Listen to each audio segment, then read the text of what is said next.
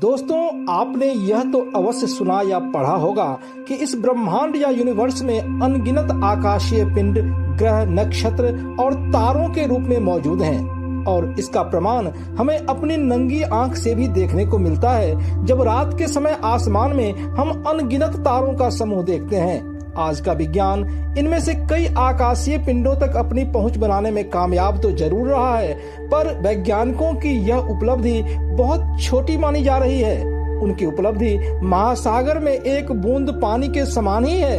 यहाँ तक कि अब तो आज का विज्ञान भी मानने लगा है कि इस ब्रह्मांड से परे भी अनेकों ब्रह्मांड हो सकते हैं। पर आप यह जानकर हैरान रह जाएंगे कि जिस सच्चाई को आज का विज्ञान स्वीकार करने लगा है उसके बारे में हमारे सनातन शास्त्रों में हजारों वर्ष पहले ही बता दिया गया था। श्री रामचरितमानस में गोस्वामी तुलसीदास जी ने प्रभु श्री राम के प्रगट लीला का वर्णन करते हुए लिखा है, ब्रह्मांड निकाया निर्मित माया, रोम रोम प्रतिवेद कहे। अर्थात वेद कहते हैं कि हे भगवान, आपके माया द्वारा निर्मित इस मानव शरीर के प्रत्येक रोम में अनगिनत ब्रह्मांड यानी कि यूनिवर्स समाया हुआ है। आज जब हम चांद और मंगल जैसे ग्रहों पर पहुंचने की कोशिश कर रहे हैं, हजारों वर्ष पहले ही हमारे ऋषि मुनि रूपी वैज्ञानिक विभिन्न लोकों अथवा ग्रहों का भ्रमण किया करते थे। पुराणों में आपने देवर्षि नारद के बारे में तो अवश्य सुना होगा, जो सनातन शास्त्रों में वर्णित तीनों लोकों पृथ्वी लोक, स्वर्ग लोक और पाताल लोक में भ्रमण किया करते थे। साथ ही श्री हनुमान जी ने तो मीठा फल जानकर साक्षात सूरज को निगल लिया था। हमारे सनातन शास्त्रों में इसी प्रकार के न जाने कितने उदाहरण मौजूद हैं जो विभिन्न लोकों के बीच आवागमन को दर्शाता है। ऐसे में आज के विज्ञान की उपलब्धि बहुत ही छोटी जान पड़ती है। सनातन हिंदू धर्म में अपने आराध्य श्री राम, श्री कृष्ण, शिव, विष्णु और ब्रह्मा जी को अनंत ब्रह्मांडाधिनायक कहकर संबोधित किया जाता है। इसका अर्थ है अनगिनत यूनिवर्स अथवा ब्रह्मांड के स्वामी। यानी कि जिस सच्चाई को आज का विज्ञान अब स्वीकार करने लगा है उसका उल्लेख हमारे शास्त्रों में न जाने कितने हजार वर्षों से मिलता है। ऐसे में क्यों न हम गर्व करें अपने इस महान सनातन संस्कृति पर। दोस्तों, हमारे वीडियो का उद्देश्य है भारतीय सनातन संस्कृति की भव्यता और दिव्यता को नया निखार देना। आपसे रिक्वेस्ट है कि सुपर थैंक्स के जरिए सहयोग कर आप भी मेरे इस मिशन का सहभागी बने। धन्यवाद।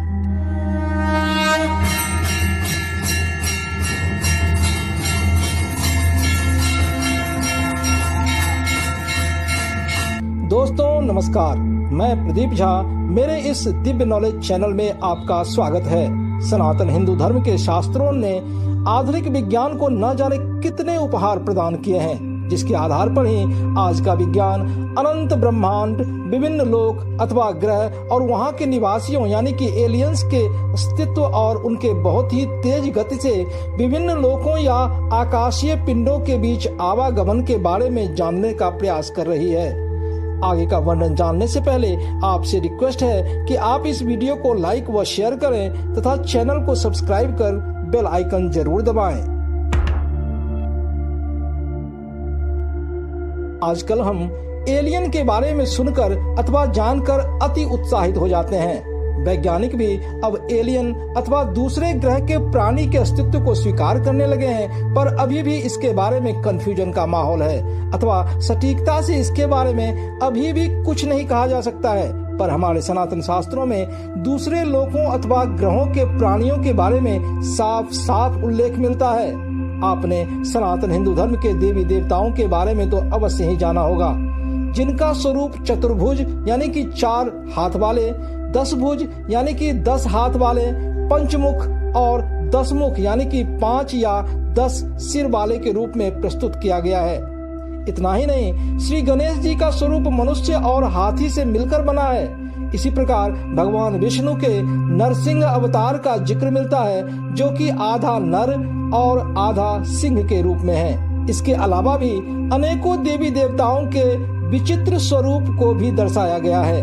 यहाँ आपके मन में एक प्रश्न तो जरूर उठ रहा होगा कि ये सारे स्वरूप काल्पनिक भी तो हो सकते हैं। तो यहाँ मैं आपको बता दूं कि बेशक हमें ये सारी बातें काल्पनिक लग रहे हों, पर जब आज के वैज्ञानिक भी एलियन की बात स्वीकार करने लगे हैं, जो किसी भी रूप में मौजूद हो सकता है, तो हमें निश्चय ही सनातन शास्त्रों की इन सभी बातों पर विश्वास करना ही पड़ेगा। आज का विज्ञान भी मानता है कि इस ब्रह्मांड में अनेक ऐसे ग्रह हो सकते हैं जिन पर एलियन का निवास हो सकता है, और हजारों वर्ष पहले से ही हमारे सनातन शास्त्रों में भी विभिन्न लोकों अथवा ग्रहों के प्राणियों का भी जिक्र किया गया है, जो हमारे पृथ्वी वासियों से बिल्कुल अलग हैं। इनमें से कुछ दृश्य हैं, यानी कि जो दिखाई देते हैं, और कुछ अदृश्य हैं जो दिखाई नहीं देते हैं, पर कई अवसरों पर उनकी उपस्थिति महसूस अवश्य करते हैं।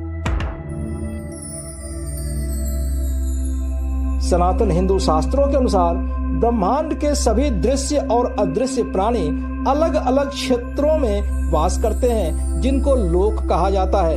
हिंदू पौराणिक कथाओं में 14 लोकों को परिभाषित किया गया है। इनमें से 7 ऊर्ध्व या उच्च लोक हैं और 7 अधो या निम्न लोक हैं। यदि ऊपर से लें तो उच्च लोक में पहला है सत्यलोक, दूसरा तपहलोक, तीसरा जनलोक, चौथा महरलोक, पांचवा स्वर्गलोक, छठा भूवरलोक और 7वां भूलोक जो हमारी पृथ्वी है।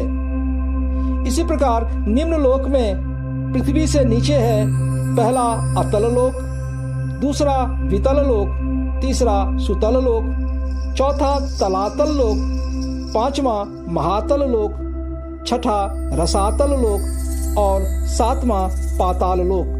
दोस्तों, ये 14 भुवन के रूप में जाना जाने वाले ब्रह्मांड के अनगिनत लोकों में से मुख्य क्षेत्र के रूप में प्रस्तुत किए गए हैं, जो विभिन्न लोकों का केवल संक्षिप्त विवरण है।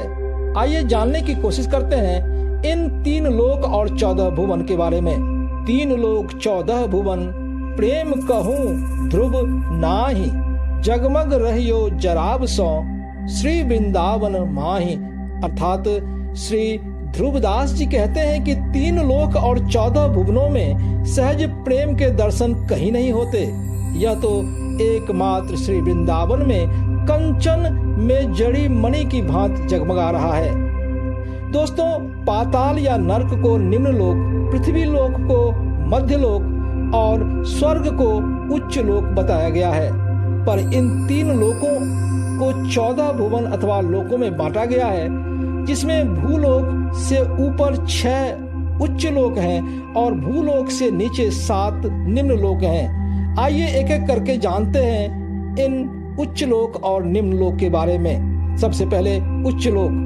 पहला है भूलोक। यह हमारी पृथ्वी है, जहां मनुष्य और अन्य प्राणी वास करते हैं। इसे मृत्यु लोक भी कहा जाता है, क्योंकि यहाँ का हर चीज नाशवान है। दूसरा है भूवरलोक। यह पृथ्वी से लेकर सूर्य तक का क्षेत्र है। इसमें सप्तऋषि निवास करते हैं, जो स्वर्ग लोक और पृथ्वी लोक के संपर्क में रहते हैं। तीसरा है स्वर्गलोक। यह क्षेत्र इंद्र समेत अन्य देवता का निवास स्थान है। हम आम भाषा में जिस स्वर्ग की बात करते हैं वह यही है। यह सूर्य से लेकर ध्रुव तारा वाले ध्रुव मंडल तक फैला हुआ है। हमारे पुराणों में इन तीनों लोकों को ही त्रिलोकी या त्रिभुवन कहा गया है, और ऐसा माना जाता है कि इंद्र समेत अन्य देवताओं का अधिकार क्षेत्र इन्हीं 3 लोकों तक सीमित रहता है।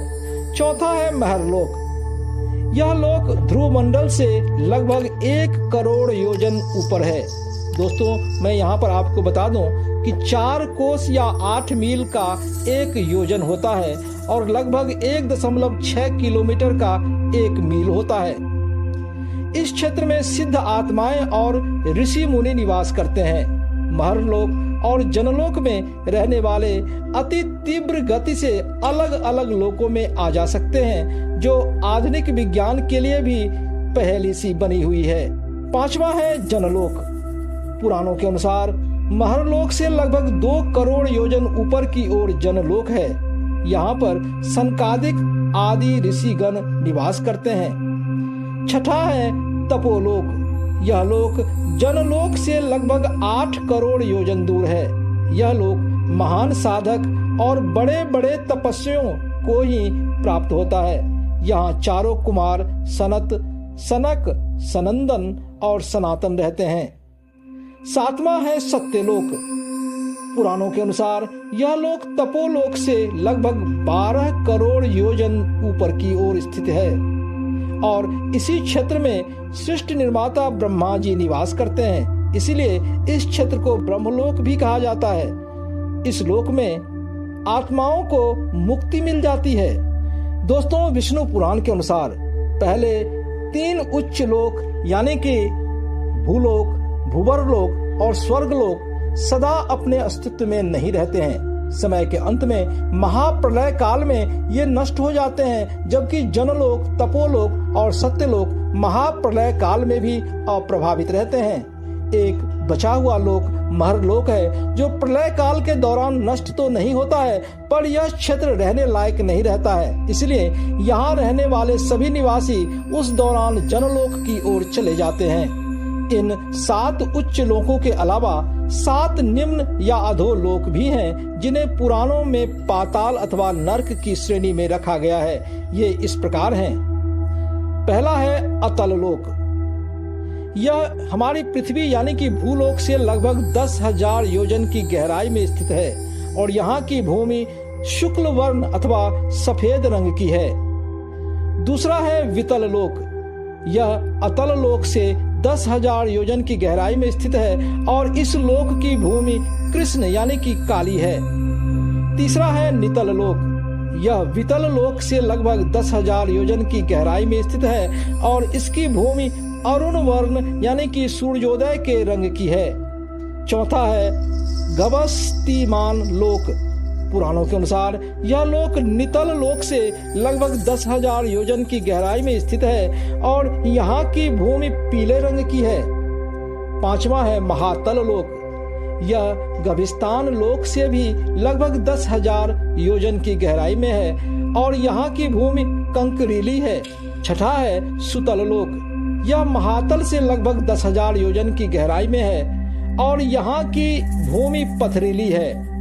सातवां है पाताल लोक। सुतल लोक से यह लगभग 10,000 योजन की गहराई में स्थित है और इसकी भूमि स्वर्ण निर्मित अथवा सोने की रंग की है। दोस्तों, हमारे पुराण आदि ग्रंथ के अनुसार इन 7 निम्न लोकों में दैत्य, दानव और नाग निवास करते हैं। हम तो जानते ही हैं कि चाहे उच्च लोक हो या निम्न लोक, सभी के स्वामी ईश्वर ही हैं। फिर भी जिस प्रकार पृथ्वी पर कई देश हैं और सभी के निवासी और शासन पद्धति अलग अलग हैं, ठीक उसी प्रकार इन सभी लोकों के नियम व कानून अलग अलग हो सकते हैं। हमारे सनातन शास्त्रों में कई अनगिनत लोगों का वर्णन है, जो लोकों के इन्हीं मुख्य विभागों के क्षेत्र हो सकते हैं। दोस्तों, ब्रह्मांड का अर्थ है ब्रह्मा द्वारा सृजित यह अंडाकार क्षेत्र, जिसके ऊपरी शिखर पर ब्रह्मलोक है और जिसके निचले भाग में नरकलोक है।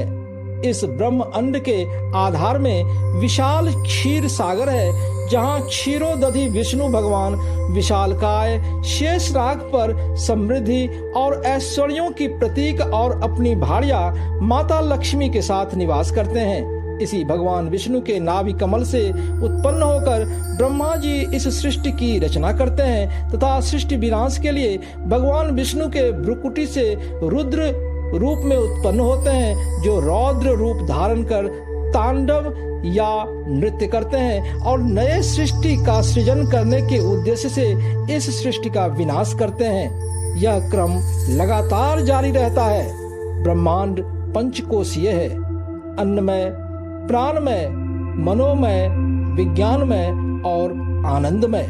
हमारे शास्त्रों के अनुसार ब्रह्मा जी द्वारा रचित इस सृष्टि को मुख्य रूप से त्रैलोक्य और 14 भुवन के रूप में प्रस्तुत किया गया है। त्रैलोक्य के अंतर्गत भूलोक, भूवरलोक और स्वर्गलोक आते हैं, अर्थात हमारी आंखों से दृश्य जगत जिसमें चंद्र, सूर्य समेत तारामंडल भी आते हैं, ये सभी त्रैलोक्य में आते हैं और ये सारे नाशवान हैं।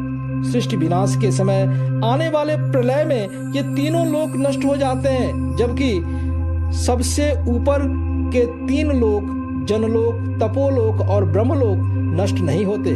जनलोक से नीचे महरलोक भी महाप्रलय के दौरान नष्ट नहीं होता है, पर यह लोक निवास करने लायक नहीं रह जाता। इसलिए यहाँ के निवासी जनलोक और तपोलोक की ओर चले जाते हैं और सृष्टि के पुनः रचना के बाद वे महरलोक में पुनः वापस आ जाते हैं। दोस्तों, 14 भुवन या 14 लोकों में हमारा भूलोक या पृथ्वी लोक मध्य लोक की श्रेणी में आता है, जहां से अच्छे कर्म के द्वारा मनुष्य अन्य उच्च लोकों को प्राप्त कर सकता है।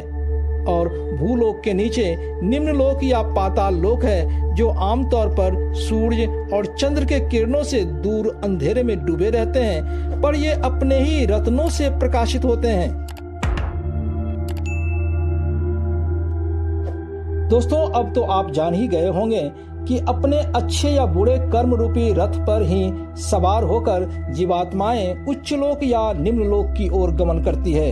पर यह भी सच है कि इस भौतिक स्थूल शरीर के साथ हम किसी और लोक में गमन नहीं कर सकते हैं, बल्कि मृत्यु के बाद केवल सूक्ष्म शरीर के साथ ही इन विभिन्न लोकों में गमन कर सकते हैं। आज के विज्ञान के पास भी ऐसा कोई यंत्र नहीं है जो व्यक्ति को इस जीवित भौतिक शरीर के साथ तेज गति से इन लोकों तक पहुंचा सके। इस प्रकार से उपलब्ध विभिन्न स्रोतों से मिली जानकारी के आधार पर मैंने अपने बुद्धि और विवेक से यह सभी जानकारी आप तक पहुंचाने की कोशिश की है। हमारे आने वाले वीडियोस में इसी प्रकार की हमारी अमूल्य भारतीय सांस्कृतिक विरासत और परंपरा से संबंधित जानकारी दी जाएगी। अतः आपसे रिक्वेस्ट है कि आप मेरे इस चैनल को सब्सक्राइब कर बेल आइकन जरूर दबाएं। गर्व से कहो, हम हिंदू हैं। जय हिंद, जय जय सिया राम।